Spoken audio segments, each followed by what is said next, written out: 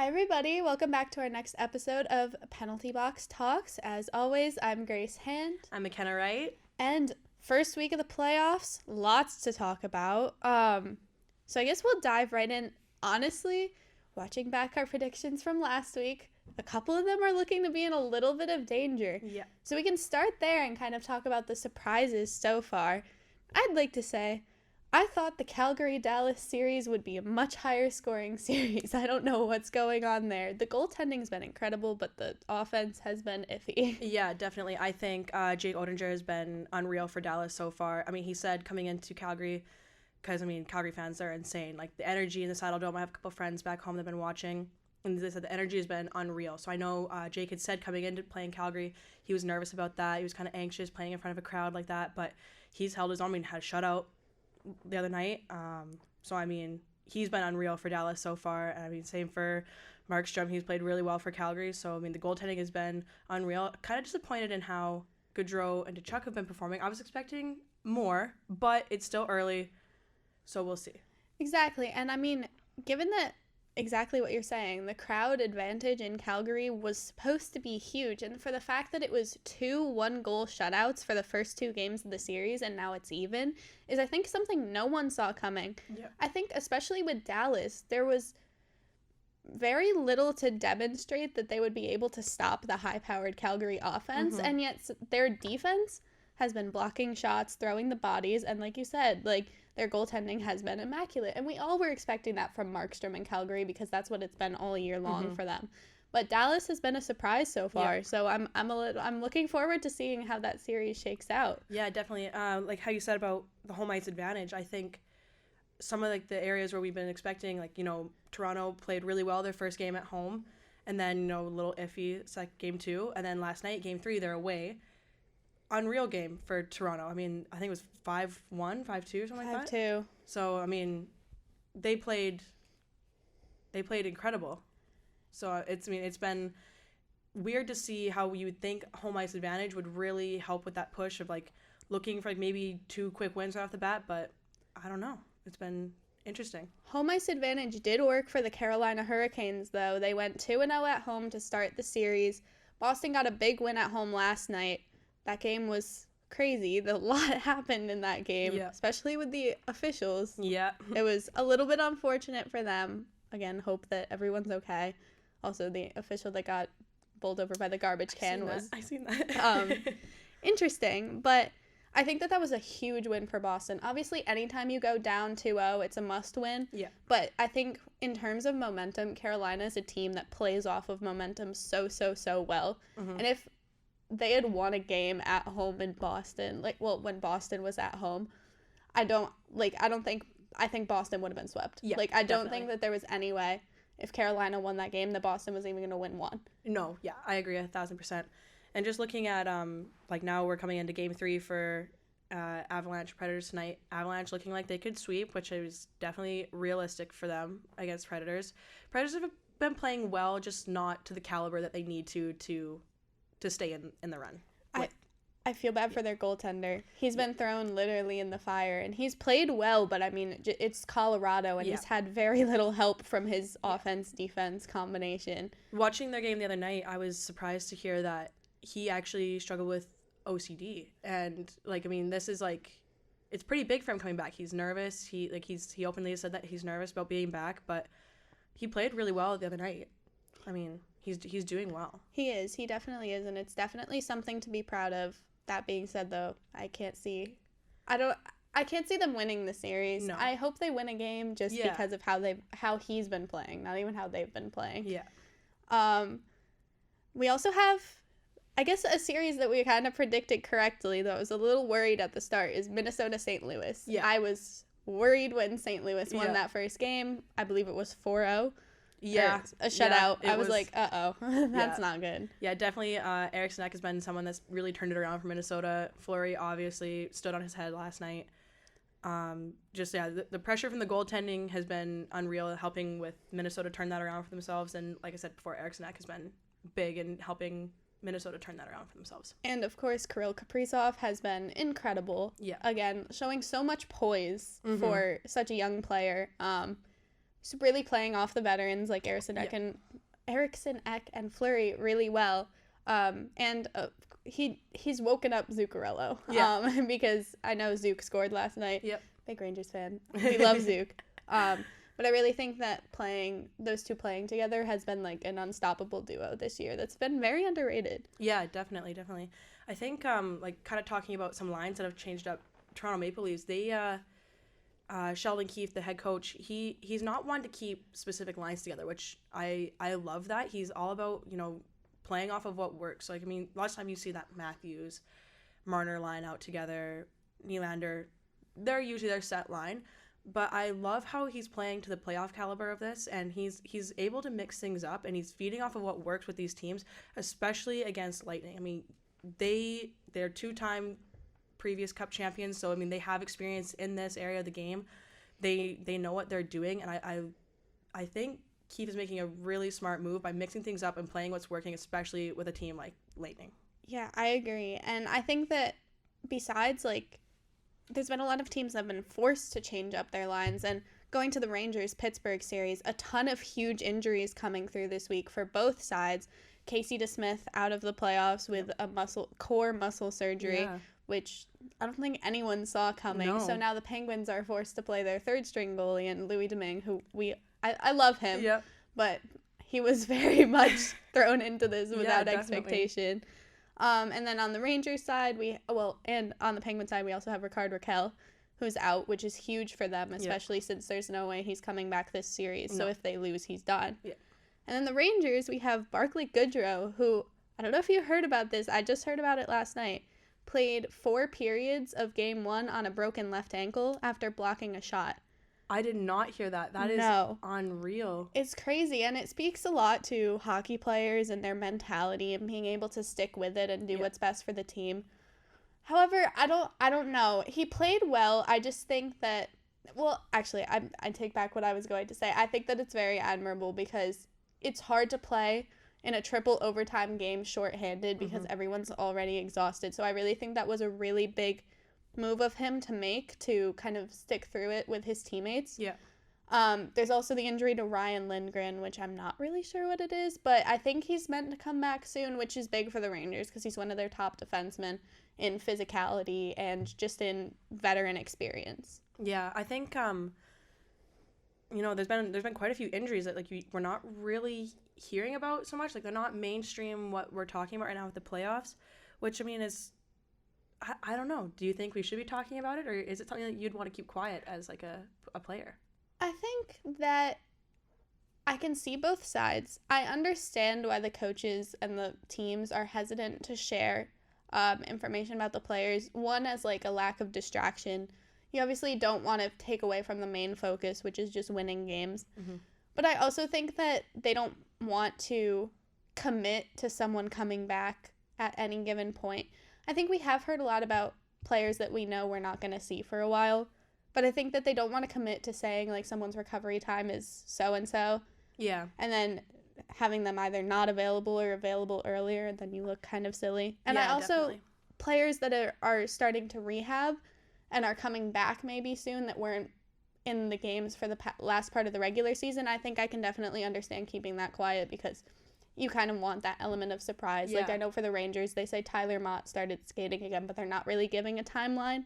So I think that I understand that. I think that keeping it quiet is probably the best move. Yeah, I agree. I think it has a lot to do with strategy as well. I mean, the playoffs, it's so unpredictable. It's anybody's game, especially in a 7-game series. I mean, you want to kind of, like you said, keep those kind of elements of surprise out there. If you have a player that's coming back, you don't want teams planning around that player. So I agree with you there.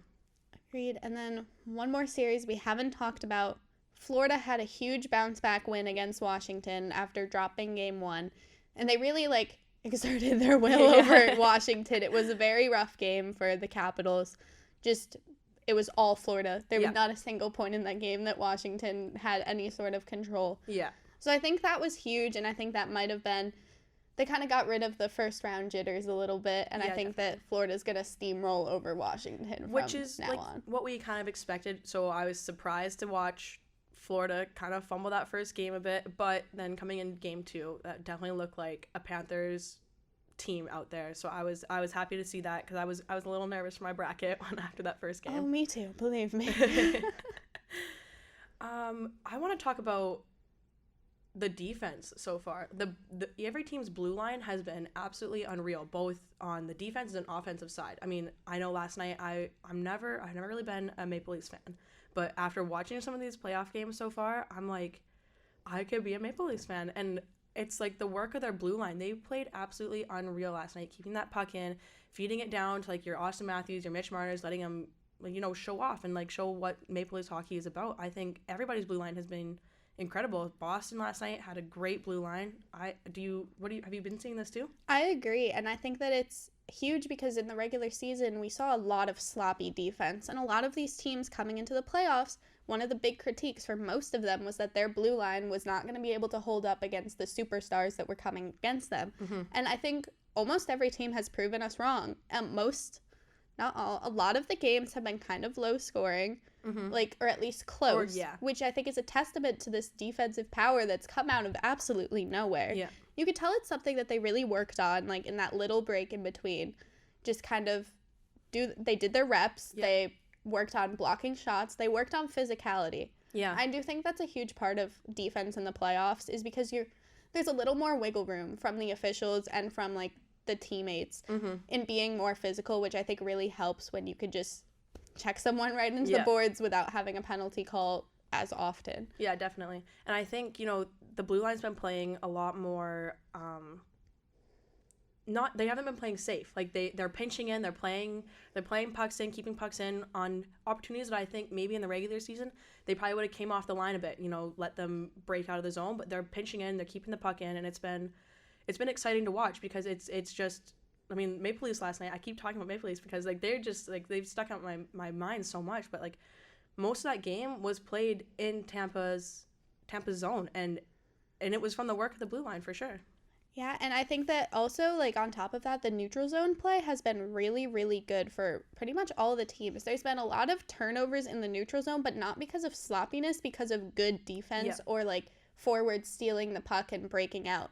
I've seen a lot of games where they've been trading back and forth in the neutral zone for a long, long time. Mm-hmm. And it's very impressive because it gives their goaltenders a little bit of a break, kind of, like, you know, keeps the momentum of the game mm-hmm. kind of back and forth, doesn't let anyone really mm-hmm. take control. And I think that that's been something that's really interesting to watch, because a lot of times I've been seeing before the playoffs this year a lot of sloppy passing, and mm-hmm. that really hasn't been as much of an issue as I was expecting it to be this year in the playoffs. Yeah, definitely. I mean, there's been, like, especially on the attacking end of it, the passes in front of the net have been pretty much the turning point for lots of teams here to either, like, you know, tie it up, take the lead, secure their lead, or keep building on it. Has been like those nice sauce passes right across in front of the net, and like McDavid had two unreal ones last night. I mean, that's a series that we haven't touched on, has been Oilers and Kings, which I'm not surprised. I was expecting Oilers to be leading the series, or I think they're leading now, or they're tied.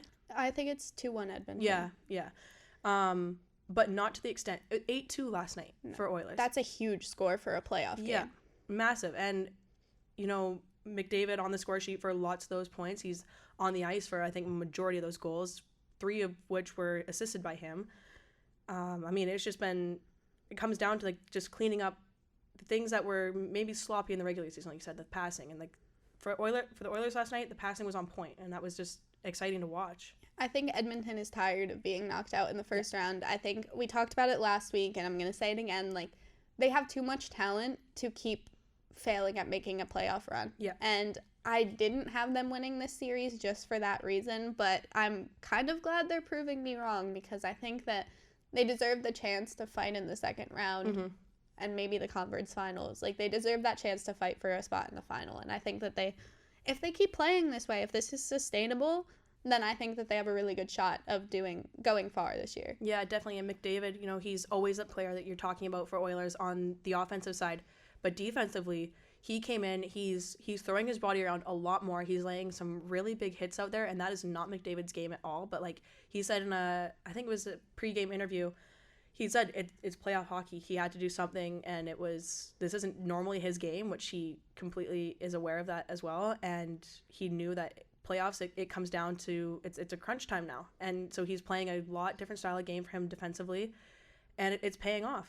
It's working for him. Yeah, and that's the leadership mentality that's really important in the playoffs, especially. You need someone to set an example for the rest of the team, for them to follow and keep that morale up. And I think that McDavid has done a fantastic job of stepping into that place. Not that he doesn't normally, but I think he's just kicked it up, especially with the physical play this year. Yeah, definitely. I don't know if you've seen, but so Oilers were in LA last night, and so they skated on. Today's Saturday, so they skated on Thursday, or maybe it's Friday morning, and the Kings or like the rink officials, don't know where they were skating at, they didn't turn on the lights or give them the nets until 11:30 exactly, and they were supposed to skate. To me, I think that is extremely petty. That's not what the hockey atmosphere is about, or like just how hockey players interact with one another. And it's not like that extra 10 minutes would have been the deciding factor of whether or not Oilers were going to win that game last night. So I thought that was disappointing to see that. I agree. I definitely think we've seen some gamesmanship in this playoffs. I think the worst one would be the Colorado keeping the score up. Yeah. That was definitely a move. I do think in this case, I did see it this morning. I think that there was, at least according to the Kings arena people, it was kind of like they were still waiting for the ice to set, and since the Oilers were early. That being said, the lights probably should have been on at that point. They take a while to turn on. As we all know, we've seen power outages in arenas that take like 30 minutes to reset, you know? But for the Nets, I'm a little like, I'm wishy-washy on it, because I'm like, okay, it does make sense though. If you're early, like they do have to set the ice for the game later. It's also California. It's hot. It takes time for that stuff to happen. So... But that being said, there's a lot of gamesmanship going on. I still think the Colorado-Nashville thing is really funny. I'm terrible, but funny. I thought that was funny. I mean, nothing like kicking a guy when he's down, but I mean, you gotta do what you gotta do. It's playoff hockey. I mean, it's playoff hockey. They're pulling out all the stops now, which has been. Yeah, it's been fun to watch. Exactly. And speaking of playoff hockey, just being different in general, I have to throw it back a little bit. Game 1 for Rangers Penguins. Igor Shesterkin absolutely standing on his head. Hello. Even though they lost that game, making, I think, 79 saves over 6 periods of hockey. Yeah. And only in those 79 saves, he only let in 4 goals. Unreal. I don't want to say he doesn't seem to have a flaw, because obviously he's human, he makes mistakes, but he did not seem exhausted at all. I don't understand. No, and you know what? I credit them being able to go into triple overtime strictly to Shesterkin. He held the Rangers, and I mean, Rangers played great, they did, but it was Shesterkin that and the defensive power that like we keep coming back to that held them in that game for triple overtime. I mean, it just comes down to it, you know, who knows. Everybody would have been tired. Everybody was exhausted. I mean, that's 2 full games of hockey at that point. We had to come down to a winner at some point. Yeah. So, I mean... Even not as a Rangers fan, it was almost disappointing to see them lose. I mean, like, 79 saves. I think that's the second most in history of any goaltender, like, in the playoffs. Yeah. At least in the expansion era. And it was just, like... so difficult to see it happen that way. Yeah. And then obviously as a Rangers fan, I was absolutely heartbroken by it, because like I stayed up for the whole game, of course. I know we were talking the whole time. I know you know that. But also with that game, there's been quite a bit of controversy, and I want to know your opinion on it. There's been a lot of officiating debate this postseason. In that game specifically, it was the pulled back Capo Caco goal in the Filipino goal in the third period that was called back for goaltender interference. And this is not the only debate. There's been a lot of debate over missed calls not being called. And I know to a degree it's playoff hockey, so there are going to be less penalty calls as a whole. But what are you thinking about this debate? I know there's been a lot of it among fans and teams quietly. Fill me in a bit more about the goal pulled back. Was it a Rangers goal? It was a Rangers goal, and it would have probably won the game for them. I think there was like 4 minutes left in the third period. Capo Caco was driving to the net, and there was a little bit of contact between him and Dumoulin, who was the Pittsburgh defenseman. And he ended up hitting Casey DeSmith and passing the puck to Hedel behind, who then was able to have basically an empty net shot. It was called a goal on the ice. Then Pittsburgh challenged for goaltender interference. They reviewed it. They called it goaltender interference. I think that there was enough of a push by Dumoulin where it should not have been goaltender interference on the Rangers, because I don't think there was very much Capo Caco could have done. Yeah. I mean, he is driving to the net, but if there wasn't contact by Pittsburgh, he wouldn't have been in the crease. Yeah, definitely. Yeah, now that you remind me that, I know the instance we're talking about here. To me, and this is a hot take for sure, anytime a goalie steps out of the crease, you know, you're kind of you're taking that risk yourself, right? So I mean, should have it been called back? I don't know. Like you said, there was a big push from both sides. Dumoulin, you know, he was out there too. Like I said, it's playoff hockey. Like, those kind of calls are the ones that's like, those are the ones that matter the most. And it could have been a completely different outcome and had that goal counted. The game would not have gone to triple overtime. Yeah. It would have been over. It would have been in done, regulation. Yeah, to me, when a goalie comes out of the net, I don't want to say you're fair game, because, I mean, that's your goaltender, but you're taking that risk as, you know, stepping out of what your role is. I know there's times the goalie's got to play the puck, but to me, I don't know. If they called it a goal on the ice, then I think it should have stayed a goal. I agree. That was the biggest part for me too, is that, like, the referee was right there, right on top of the play. Clearly he saw that there was contact between the goalie and the Rangers player, but still he thought that there was cause enough for it to still be a good goal, instead of calling it back and saying no goal. So I don't think the replay was conclusive enough to say that it wasn't a goal, and I think that's the issue that a lot of people had with it. But, like, again, I feel like that's the biggest, like, controversy in a overturned call this season in the playoffs, but I think that there's been a huge amount of non-calls that have been upsetting people. Yeah, definitely, and I felt that watching last night. Like, there was, but like you said, it's playoff hockey. They're letting them play a bit rougher. But there was a lot of either boarding that I seen should have been called. There was a couple cross checks that, like, you know, we're kind of, I don't know if we're missing or if we're just letting the guys play, but it's been rough hockey, and I don't know if that's a good thing or if we need to be, you know, kind of clamping down on that and protecting our players. We already have quite a few out with injuries so far, so I mean, like, I don't know. It's a fine line to walk, especially for refs. I mean, like, the pressure is on for them too, and I know they get a lot of hate out there, but, you know, they're trying to let the game flow as much as they can, and they're trying to let the guys play as much as they can.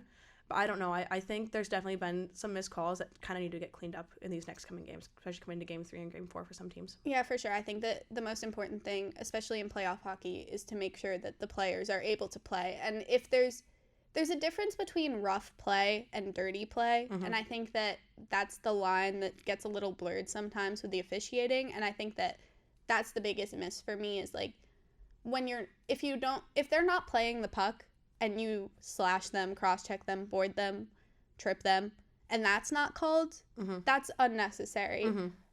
If you're a puck carrier, I don't want to say fully fair game, because obviously, like, no hits to the head. Yeah. But, like, there's going to be a little more push and shove around the puck, definitely. Like, you have to expect that, and they all do. And I don't think, when you're a puck carrier, unless you're getting tripped while shooting or something like that, you don't see very much complaint by the players when there's missed calls in that regard. But it's when it's away from the puck, away from the play, right in front of the ref, and very clearly a penalty. I think that's where a lot of the upset is coming from. Yeah, I definitely agree. I think this seems to me one of the years that it's been like this a lot heavily with the officiating. I haven't, you know, felt this kind of roughness in playoff hockey like this before, and it's been different. Like, the atmosphere is just definitely different on the ice, it feels. I agree, and it's definitely something that I think there should be an eye kept on by the league. I'm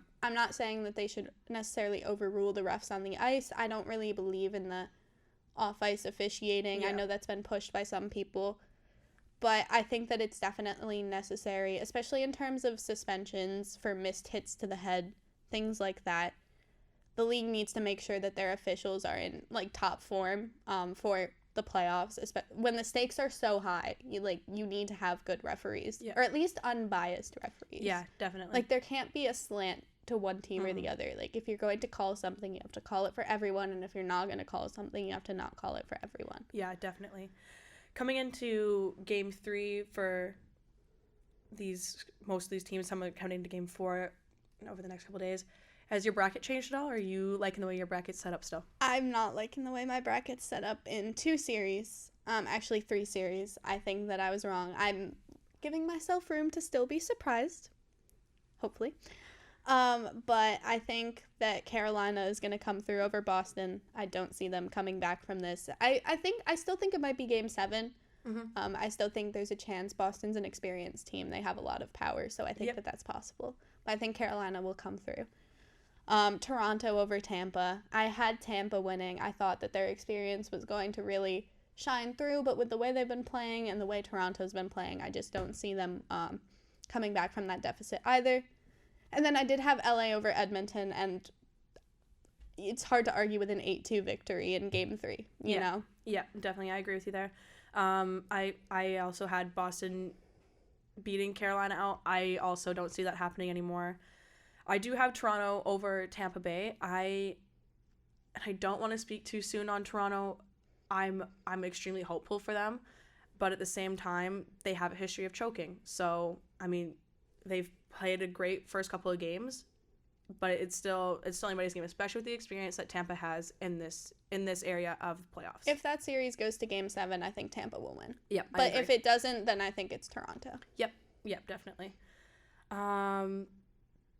I know where you're hoping on New York, but I'm hoping on Pittsburgh. I do have them playing through my bracket, but I am being realistic about this. It's shaping up to be a Rangers victory for sure. Agreed. I was gonna say I would see your point more if DeSmith was still in, but I think with a third string goalie, as good as Domingue has been for them, I just don't see the Pittsburgh offense being to hold up enough against Shesterkin for them to bail out Domingue, you know? Definitely, yeah. And especially just lacking that experience in the crease now, for sure. Exactly. Edmonton, I had them originally over LA, and I still do, especially like you said, especially after 8-2 victory in Game 3. Like, that's morally so hard for a team to come back from for LA. Oh, yeah. So if Edmonton can keep this push on, if McDavid keeps playing the way he's been playing, along with, that whole other first line, it should be, I don't want to say an easy win, but it should be a decisive win. Yeah, definitely. Calgary and Dallas, that one is still, it has me nervous, for sure. I'm worried for Calgary, too, just because I think that losing 1-0 is something that's, like, a really bad sign for them, especially at home. Yeah. I still have them winning, though. Yeah. Just maybe not as like overpowering of a win that I thought it was going to be. Yeah, especially after Game 1 when I thought for sure Calgary was going to dominate this Calgary-Dallas series, but now it could go back and forth. It could go to Game 7 for sure. Agreed. Minnesota, I think, still has that power to go all the way through, and Avalanche, I think, I'm not going to be surprised if they sweep. No. We'll see how Nashville plays at home, though. They have a good crowd. They have good atmosphere. Mm-hmm. So I think that maybe you'll play into it being a little closer. It's also a 4:30 game. Yeah. I didn't even see that. I think there's a 1 p.m. game today, too. Oh, jeez. Yeah, which is... Oh, yeah, look at that. Florida-Washington. Wow, that's weird for playoff hockey. Yeah. They're normally night games. I wish it was the West Coast games that were earlier, like 4 p.m. because I like watching those not at 10 p.m. Yeah, definitely. Okay. But yeah, no, it's been a exciting playoff series so far, and we're only heading into Game 3 for... Oh yeah, there's plenty more hockey to go. There's so much more hockey to go, and that's what's the exciting part about this is like we said last week. Nothing is guaranteed still, especially like we said, we've been saying this whole time in a 7-game series. Nothing is guaranteed. Anything can flip on a switch. So exactly, I'm excited to see what happens. Plenty of room for people to surprise us. Yeah, and I'm still going to say this again because I said it last week. I'm disappointed in you Florida fans for not bringing out the rats. I'm going to say it every week until they do it. I'm going to do it because I'm very disappointed that there have not been rats thrown on the ice. They had 2 home games. They won one of them, like, very convincingly. No rats? Really? No rats? No Yeah, rats? I want to see this. I've never seen this before, so I want to see this too. Yeah, it's cool. There's a whole segment. I don't know if you watch NHL Weird. Have you seen it? Know. Okay. Well, basically the NHL, like, every couple weeks comes out with, like, a highlight reel of funny things that happened in the league over the past couple weeks. And they've been doing this for, like, 3 years. I watch it avidly. I think it's hysterical. But over the summer one year, they did, like, a throwback one with, like, the 90s, the 2000s, early kind of weird things that happened, and one of them was the rats, and it's just hysterical. Would recommend watching it. I can't remember which one it was. I think it was like Throwback Volume 2 or something, but if you search NHL Weird, you'll find it. But I'd recommend binge watching them. They're so funny. I'm gonna have to now. That sounds so funny. Very entertaining. All right, any last thoughts? Any interesting things that we should be keeping an eye on over the next week or so? I kind of want to see how Game 3 plays out for our Western teams, and heading into Game 4, I think we're gonna have. I'm hoping some surprises. So I think so too. I think next week could be interesting for us. I think so too. As much as I think Edmonton's gonna win now, I say still keep an eye on LA though. Mm-hmm. There's too much experience. They won 2 cups and they have quite a few of the same people. Yeah. Also, I think. I don't want to misspeak, but Doughty's retiring at the end of this year, right?